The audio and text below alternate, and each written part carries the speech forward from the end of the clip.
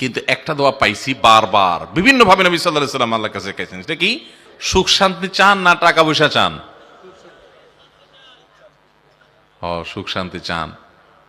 আমি একবার একটা অপশন দেই, দেখি কোনটা চান।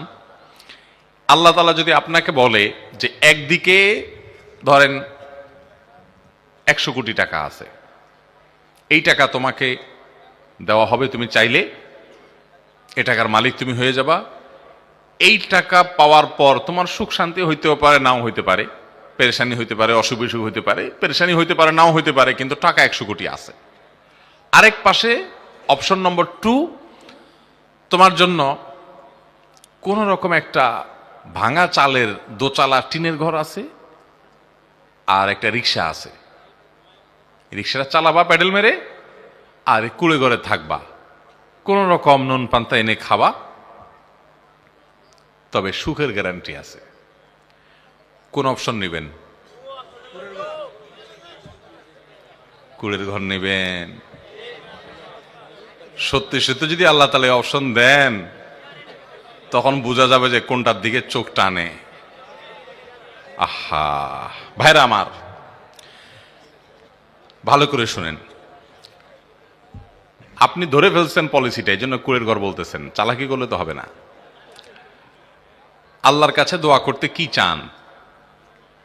সুখ চান না পয়সা চান? সুখ চান। সব তো ফেরেশতা, এখানে আর ওয়াজ করার দরকার কি? তাহলে এত ফেরেশতা থাকলে এখানে ওয়াজ করার দরকার আছে আর কোনো? এ তো সব আল্লাহওয়ালা মানুষেরা, এরা পয়সা করে কিছু চায় না। সুবহানাল্লাহ। ভাই, আমরা আল্লাহর কাছে সাধারণত কি চাই বলেন তো? আল্লাহ তাআলার কাছে আমরা সুখ চাইবো নাকি টাকা চাইবো? একটা কথা আমি সবসময় বলি, আপনি সুখ তো চাইবেন, কিন্তু আল্লাহর কাছে বলেন, আল্লাহ লটারির টাকা কি, লটারির টিকিট কিনছি, আল্লাহ 40 লাখ টাকা লটারি দিয়ে দাও আল্লাহ, আর কিছু চাবো না জীবনে, এটা হলে শুধু চলবো। অনেকে ক্যালকুলেশন করে আল্লাহর কাছে চায়, আল্লাহকে বাজেট দেয় যে আল্লাহ এই লাখখানিক টাকার ভিতরে একটা বাইক আর এই লাখ 2 টাকার পুঁজি আর একটা আইফোন টিপি করার জন্য আল্লাহ মোটামুটি এই 2-3টা জিনিস দিয়ে দিলে আমার আর কোনো ডিমান্ড না আল্লাহ, শুধু এইটুকু হলে চলবে। বা এইটুকু হলে যে আপনি সুখে শান্তি থাকবেন এমন কোনো গ্যারান্টি আছে? এটা বরং আপনার বিপদের কারণও হতে পারে। এই বাইকে আপনার বিপদের কারণ হতে পারে না? এই জন্য আল্লাহর কাছে এটা চাওয়ার নিয়ম না ভাই। কি চাইবেন আল্লাহর কাছে? নবী করিম সাল্লাল্লাহু আলাইহি ওয়াসাল্লাম শিক্ষা দিয়েছেন। ওলামা একরাম আছেন এখানে, নবী করিম সাল্লাল্লাহু আলাইহি ওয়াসাল্লামের প্রতিটা পদক্ষেপে আল্লাহর কাছে দোয়া করতেন। এত দোয়া, চলতে ফিরতে উঠতে বসতে প্রতিটা কদমে কদমে দোয়া, আজকার দোয়া প্রতি কদমে। আমি অন্তত পাই নাই কোথাও, ওলামা একরাম পাইলে বলেন, নবী করিম সাল্লাল্লাহু আলাইহি ওয়াসাল্লাম কোন দোয়ায় আল্লাহর কাছে এরকম কোন দোয়া করছেন আমি দেখি নাই যে আল্লাহুম্মা ইন্নী আসআলুকা আমওয়ালান কাসীরা, আল্লাহ আপনার কাছে অনেক পয়সা কড়ি চাই, এরকম একটা দোয়া আমি আজ পর্যন্ত পাইনি। আপনারা পাইছেন? কিন্তু একটা দোয়া পাইছি বারবার বিভিন্নভাবে নবী সাল্লাল্লাহু আলাইহি ওয়াসাল্লাম আল্লাহর কাছে চাইছেন। সেটা কি? তিনি আল্লাহর কাছে দোয়া করেছেন, এই দোয়াটা বিভিন্নভাবে করেছেন। আল্লাহুম্মা ইন্নী আসআলুকাল আফিয়াহ ফিদ দুনিয়া ওয়াল আখিরাহ, আল্লাহ দুনিয়াতে আপনার কাছে আমি শান্তি চাই, আখিরাতে শান্তি চাই। আমি যাকে মনে করছি এর সাথে আমার শান্তি হবে, এটা না হয় অন্য কোনো জায়গা হতে পারে, যেখানে শান্তি হবে ওখানে আল্লাহ আপনি আমাকে নিয়ে যান। আল্লাহ, কাউকে আপনি কুড়ের ঘর দিয়ে শান্তির মধ্যে তাকে রাখতে পারেন, আরেকজনকে অনেক পয়সা করে দিয়া শান্তির ধারে কাছেও রাখবেন না, এমনও হতে পারে। এই জন্য ভাইয়ের আমার, আল্লাহর কাছে কি চাইবো আমরা? ইনশাআল্লাহ শান্তি চাইব। আপনি অনেক পয়সা করে কামাইছেন, ঢাকা শহরে গেছেন পড়ালেখা করতে, কয়েক বছরের মধ্যে মাশাআল্লাহ বহুত চালাক হয়ে গেছেন, এরপরে আপনি উপার্জন শুরু করছেন। দিনান আপনি দেখা গেল যে জমি জমা রাখা শুরু করছেন, বাজারে একটা দোকান রাখছেন, শহরে একটা ফ্ল্যাট বুকিং দিছেন, জমি জমা কেনা ধরছেন, একটা গাড়ি নতুন কিনছেন, ভাবচক্কর বেশ ভালোই। আপনার বাপ মাও খুব খুশি, শরীরে ভাব আসছে, ছেলের উপার্জন আছে, আশেপাশে সবাই একটু তোয়াজ করে, জি হুজুর করে। এটা দেখে অন্যান্য বাপমারা তাদের ছেলে মেয়েদেরকে প্রেশার দেয়, ছেলেমেয়েরা প্রেশার ফিল করে যে আমাদের তো এরকম দরকার। এই সমাজে উপার্জন করে কেউ যদি উপরে উঠতে পারে সবাই বাহবা দেয়, মাশাআল্লাহ বাবা মাশাআল্লাহ, তুমি সফল মানুষ, সফল, আগায় গেছো মাশাআল্লাহ। অন্যদিকে বলে দেখ অমুকের কাছ থেকে শিখ কিছু। ঠিক না ভাই? ঠিক। কিভাবে আগায় গেছে, কাহিনী কি, কি কাম করে এই টাকা কামাই করছে, এই জিনিসটা কেউ গুণাক্ষরে কল্পনাও, এত ছোট চাকরি করে এত পয়সা কেমনে হলো, এটা কেউ চিন্তা করে না। এই সমাজটা আজ এমন একটা জায়গায় চলে গেছে যে সবাই শুধুমাত্র পয়সা করে কামাই করলে তাকে তেল মাখে। সৎ মানুষের মূল্য আমাদের সমাজে, আমরা ছোটবেলায় কিছু দেখেছি, আমাদের বাপ চাচার বয়সী মুরব্বী ওনারা আরো বেশি দেখছেন। সেটা কি, সমাজে একটা সৎ মানুষের মূল্য হতো এক সময়।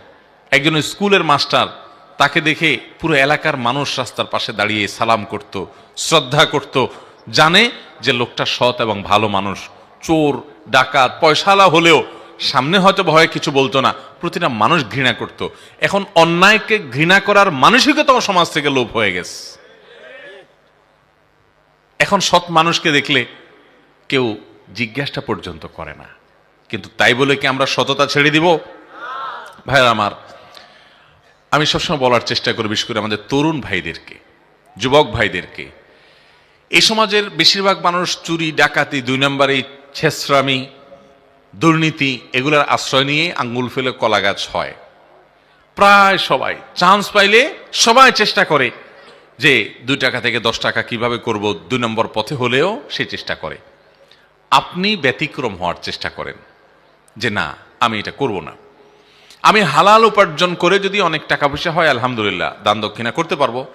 আর যদি সেটা না হয়, হারাম আমার 1 পয়সারও দরকার নেই, হালাল বহু টাকা দরকার আছে, আমি সেটাকে না করব। এটাতে সমস্যা হবে কি, আগে ভাগে বলে দিই, সমস্যা হবে বাপ মাও খুশি হবে না, বউটাও হয়তো খুশি হবে না, ছেলে মেয়েরা হয়তো খুশি হবে না। তাদেরকে খুশি করার জন্য প্রথম কাজ হলো তাদেরকে দিন বোঝাবেন, দিন, যে গোটা দেশটা আমি কিনে ফেললাম এক সময়, হয়ে গেল অনেক টাকা পয়সা, তো নিয়ে যেতে পারবো কিছু? নিয়ে যাওয়ার সুযোগ আছে কোনো? কাফনের যে কাপড়, এই কাফনের কাপড়ে কোনো পকেট আছে? তার মানে কিছু নিয়ে যাওয়ারও সুযোগ নাই। তো কার জন্য করব? আমি 2 নম্বর পথে টাকা কামাই করে রেখে যাব, ছেলে মেয়ে নাতিপুতিরা ভাবচক্র নিয়ে চলাফেরা করবে, আর ফেরেশতা মুগুর মারবে আমাকে। এর চাইতে বেকুব এবং নির্বোধ আল্লাহর জমিনে আরেকটা হতে পারে? পারে না। এজন্য ভাইরা আমার, সৎ টাকা হালাল উপার্জন করব, হারামকে না করব। বাবা মা বুঝে না, তাদেরকে বুঝাবো যে বাবা কতকাল বেঁচে থাকবা, অমুকের ছেলে কামাই করছে, কিভাবে করছে আমি জানি না, যদি হারাম উপার্জন করে থাকে তো ওই টাকা আমার দরকার নাই বাবা, আমরা গরিব থাকবো, অনেক সুখে থাকবো, মানসিক শান্তিতে থাকবো। দুনিয়াটা হলো ভাই মরিচিকার মতো, মরিচিকা দূর থেকে দেখতে পানির মতো লাগে, কাছে যায় দেখে কই পানি টানি কিচ্ছু নাই, মরুভূমির মরিচিকা। হারামখোরদেরকে দেখার পর আমাদের মনে হয় যে এরকম পয়সা করি যখন হবে, গাড়ি হবে, বাড়ি হবে, সবাই বাহবা দিবে, নারায় তাকবীর দিবে, মারহাবা বলবে, তখন মনে হয় অনেক ভালো লাগবে। ওখানে যাওয়ার আগ পর্যন্ত আমরা টের পাই না।